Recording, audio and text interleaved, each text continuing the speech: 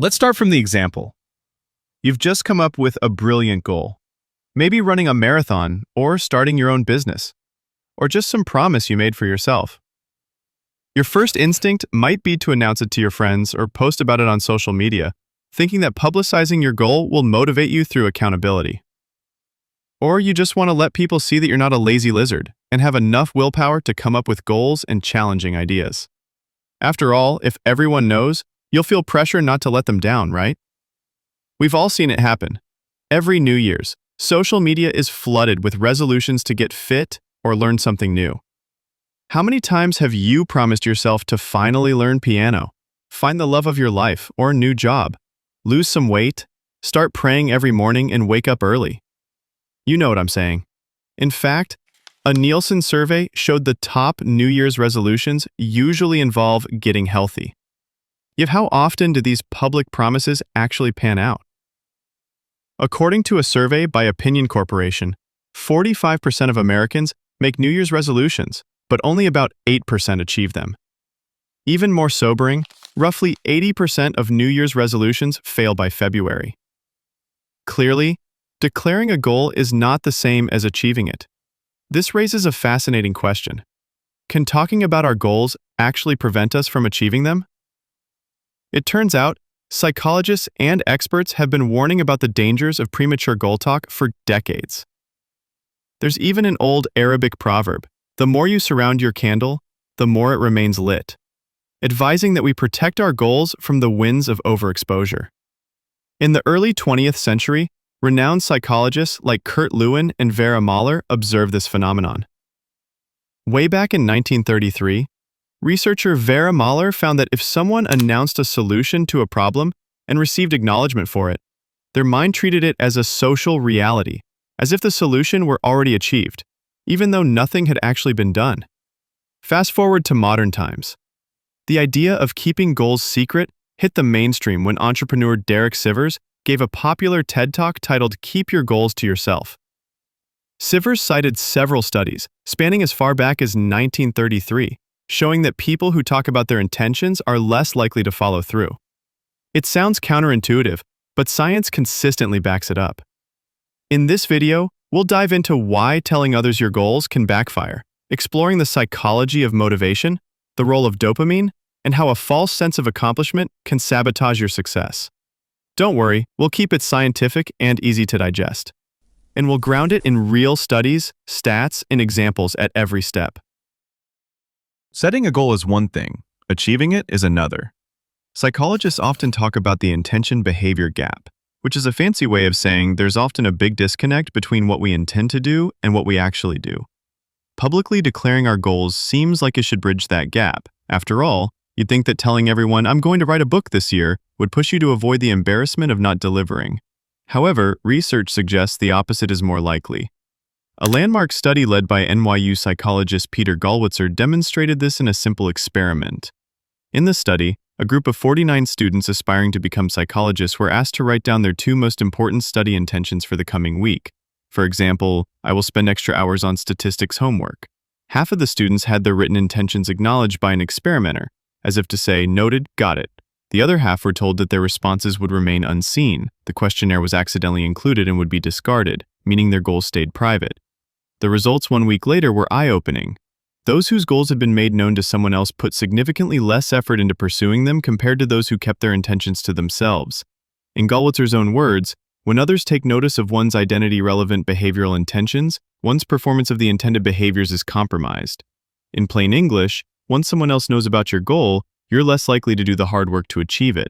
Part of your brain thinks you have already achieved it. This effect has been replicated in multiple studies over the years. Derek Sivers summarizes that 4 different tests, including Gollwitzer's experiments and earlier research, found people who kept their goals private were much more likely to achieve them than those who announced them and got recognition. For example, in one test involving law students, those who publicly committed to studying harder by discussing their commitment with a psychologist actually quit studying earlier than those who kept their study goals to themselves. That's right, the very act of discussing their commitment made them less committed in behavior. This flies in the face of conventional wisdom, which would predict that making a public promise puts pressure on you to follow through. Instead, as the Boston Globe quipped in commenting on Gollwitzer's findings, Sharing a goal too broadly often just lets us congratulate ourselves just for making the resolution. It's like we subconsciously count the talking as progress. Psychologists have a term for this curious phenomenon: premature sense of completeness. When you announce a goal and someone acknowledges it, your mind is tricked into feeling like a goal is already somehow accomplished. The gap between where you are and where you want to be feels like it's closed, because you got a taste of the identity or pride that comes with achieving it. The researchers concluded that telling people what you intend to do gives you a premature sense of accomplishment, and that pride doesn't actually propel you forward. In fact, it can hurt your later performance. In one witty summary, Sivers noted, "Announcing your plans to others satisfies your self-identity just enough that you're less motivated to do the hard work needed." You essentially diminish the psychological tension that normally would drive you to bridge the gap between goal and reality. Think of it this way: when you quietly know you haven't achieved something, there's a productive discomfort, a fire in your belly urging you to take action. But when you tell someone your goal and they say, "Wow, that's awesome, I'm sure you'll do great," you get to feel a bit of that winner's glow right now. Suddenly, the urgency to grind might not feel so urgent. The goal doesn't gleam quite as brightly on the horizon, because some part of your brain is basking in already being seen as successful. Why does telling others give us that warm, fuzzy feeling in the first place? The answer lies partly in our brain chemistry, specifically a neurotransmitter called dopamine. Dopamine is often nicknamed the reward chemical because it's released when we experience something pleasurable or accomplish something meaningful. It's the same chemical that makes you feel good when you tick off an item on your to-do list or finish a great workout. Crucially, dopamine is also released in anticipation of reward. It's what gives you that motivating zing when you expect something good to happen. The problem with announcing goals is that it can trigger a dopamine spike at the wrong time. Achieving a goal in reality would normally earn you a satisfying burst of dopamine as a reward. But when you publicize your goal and people respond positively, "That's great, I'm so proud of you for deciding to do that," your brain can scarcely tell the difference between actual progress and the mere social praise. Neuroscientist Marwa Azab explains that making progress toward a goal does generate positive emotions and dopamine, which motivate us. But this mechanism only works properly if the reward comes after actual progress. When we trick the brain into thinking the goal is achieved, or well on its way, by soaking in congratulations too early, we essentially use up the reward before doing the work. Azab notes that when others admire our announced goals, we get our dopamine reward all at once. And as a result, we become less likely to put in the future effort needed. It's like cashing in a paycheck before you finish the job, leaving no incentive to continue working. By publicizing intentions, we deplete our feel-good gas that would have fueled our journey toward the goal. Let's make this concrete with an example and a bit of humor. Picture a friend, let's call him John, who decides to lose 30 pounds. John is excited and immediately posts on Instagram, "Starting my weight loss journey. Goodbye junk food, hello kale smoothies." The post blows up with encouragement. His friends comment, "You got this, John. So proud of you." John's brain at this moment is lighting up with dopamine. He feels fantastic, like he's already halfway there. In fact, he feels so good about it that he decides he's earned a cheat day before actually starting. After all, everyone's already proud of him just for declaring his intention. You can guess where this goes. The kale smoothies never last.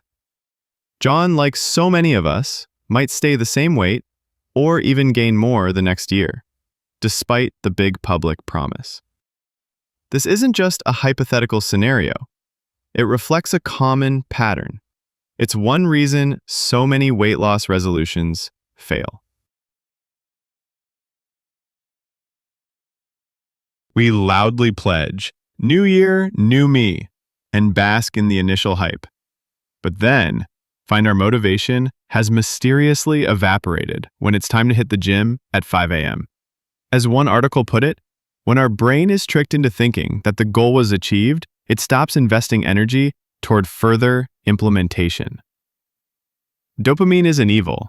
In fact, when used properly, it's our best internal cheerleader. The key is timing.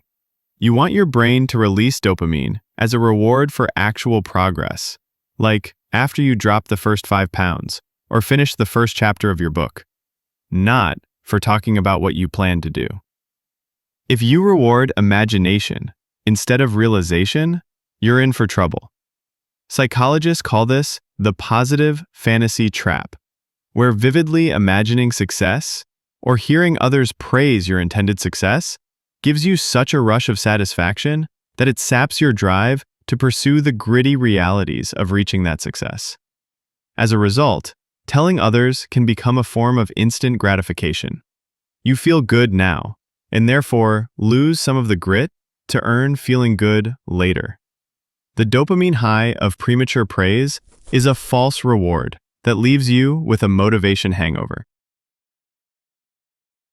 Another big reason we love sharing our goals is that it provides social validation. We don't just want to accomplish something, we often want to be seen as the kind of person who accomplishes that thing. Goals that are tied to our identity, becoming a doctor, launching a startup, being an artist, carry a lot of weight in how we and others perceive ourselves. Telling people about such goals scratches a deep psychological itch. It lets us project our desired identity to the world in advance. However, this is a double-edged sword. Research indicates that the goals which most strongly define our identity are the very ones we should be most careful to keep secret. Gollwitzer's 2009 experiments specifically found that the undermining effect of sharing intentions was pronounced for identity-related goals, and especially among people who were very committed to those goals. In short, the more passionate you are about a goal, the more you might want to zip your lips about it. Why is that? When you announce an identity goal, say, "I'm going to become a successful entrepreneur," and people react positively, you start feeling like a successful entrepreneur in your mind long before you've built a successful business. Your brain effectively rewrites your self-image based on words instead of deeds. Psychologists call these self-images identity symbols. Actions obviously create identity symbols. If you run every day, you acquire the identity symbol of a runner. But interestingly, talking can create similar symbols in the brain. When you tell everyone, "I'm going to run a marathon," and they acknowledge it, your brain logs that as a symbol of being a marathon runner already. And as Derek Sivers explains, talking satisfies the brain enough that it neglects the pursuit of further symbols. In other words, talking tricks you into thinking you've become the person you want to be, which takes away the drive to actually become that person. There's also a fascinating insight about why some of us are more tempted to trumpet our goals. It has to do with our need for competence. We all have a basic need to feel capable and effective. When we feel insecure or incompetent in some area, it ironically increases the urge to announce bold goals in that domain, almost as a defense mechanism. Psychologists have found that the more inadequate people feel, the more likely they are to broadcast their competence goals to an audience. It's as if by stating the goal, we seek instant validation to patch up our self-esteem. If you've ever noticed someone who constantly talks about how they're going to be a top expert or training for a triathlon without actually making progress, they might be unconsciously compensating for self-doubt by chasing the social applause that comes with stating an ambitious identity goal. The cruel twist is, the more the audience applauds these stated goals, the less effort the person invests in actually improving. The compliments create a comforting illusion of competence that reduces the very drive needed to become competent. It's like living in a performance of your life story instead of writing it with real actions. To put it simply, public praise for our intended identity can make us lazy. When everyone already calls you future CEO or doctor-to-be, you start to believe the hype. Your brain happily occupies that role in imagination, so it doesn't feel as pressing to do the difficult work to earn the title in reality. This is why one study concluded that publicizing identity goals compromised actual performance on those goals. As one article summarized, when you publicly set goals to become a more competent person in area X, your brain gets tricked into thinking that this future competent self is actually your real current self. That is a dangerous illusion. At this point, you might wonder, isn't telling people supposed to help by holding us accountable? This idea of accountability is indeed a common rationale for sharing goals. The notion is that once you tell friends or followers about your plan, you'll be embarrassed to fail publicly, so you'll push yourself harder. However, as we've seen, accountability doesn't automatically arise just because you announce something. In fact, false accountability can lull you into complacency.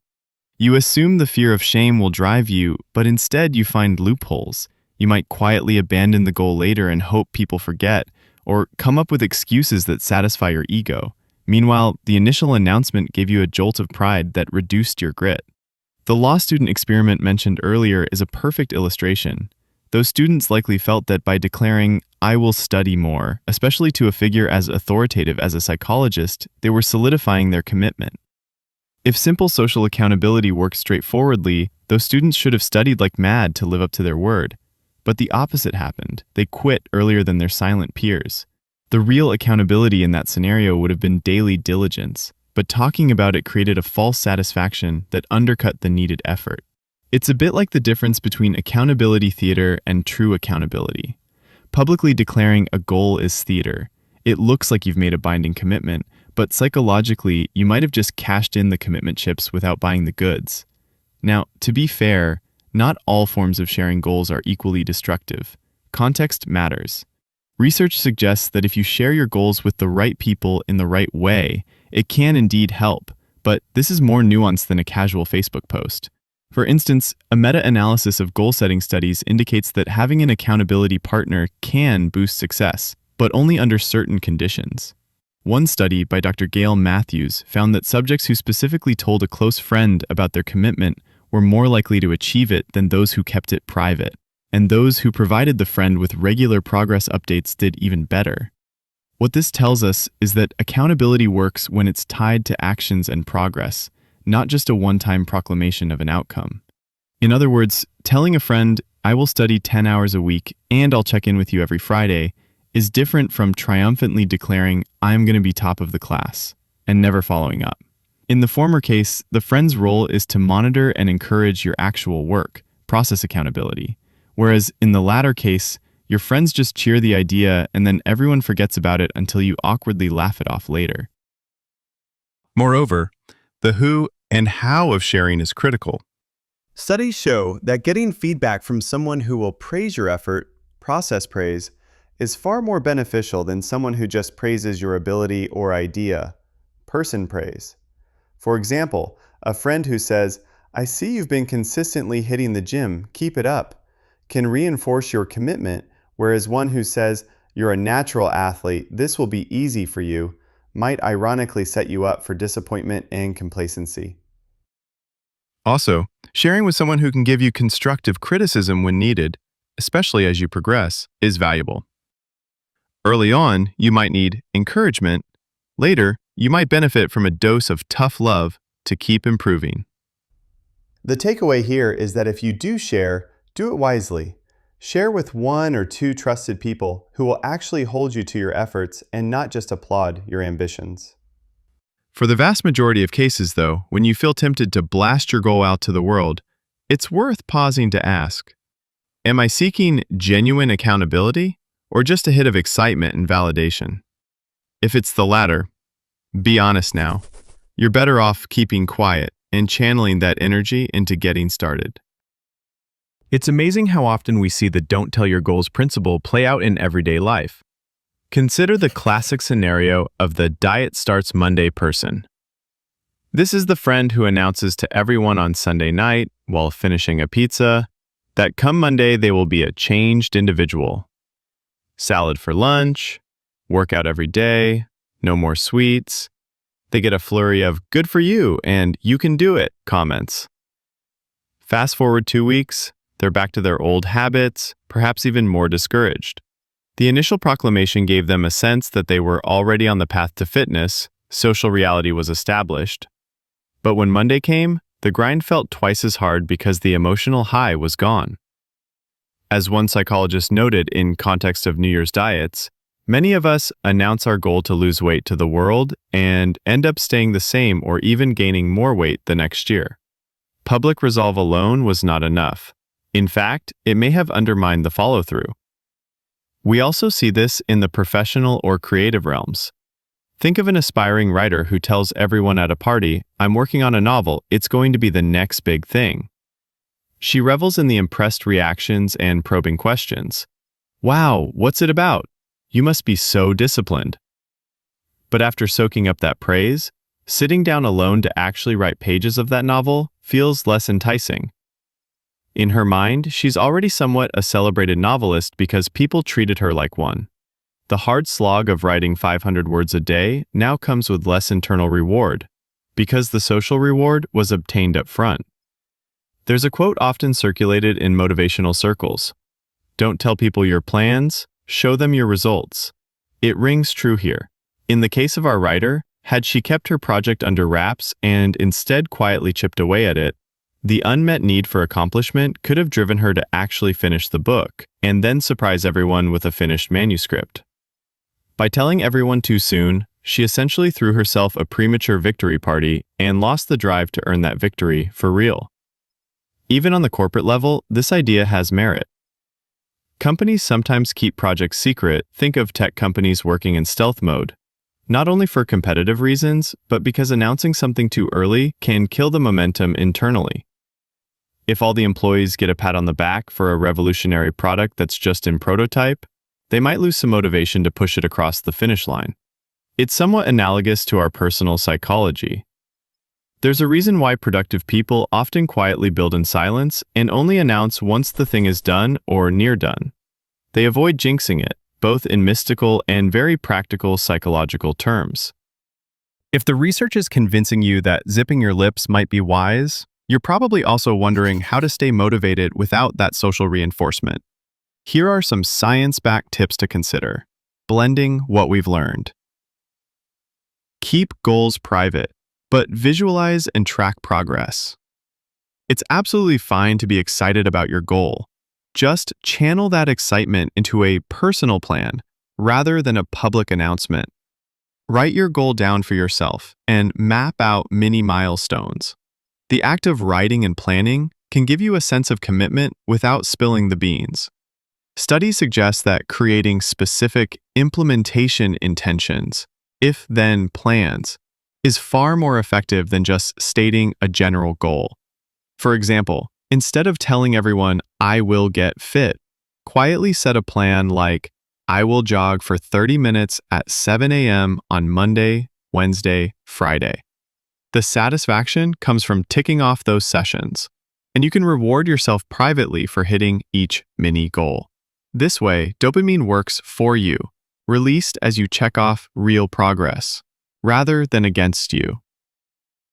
If you need accountability, choose one trusted ally. As discussed, sharing with the whole world is usually counterproductive, but sharing with one supportive person can help, especially if that person is instructed to actually hold you accountable. Pick a friend or mentor who genuinely cares about your growth. Instead of saying, "I'm going to achieve X, aren't I great?" Tell them in concrete terms what you plan to do and ask them to check in on your actions. For instance, "I plan to finish a chapter by Sunday. Can I send it to you for feedback?" This frames the conversation around your work, not just the idea of the goal. You're less likely to get empty praise and more likely to get useful input or a nudge if you slack off.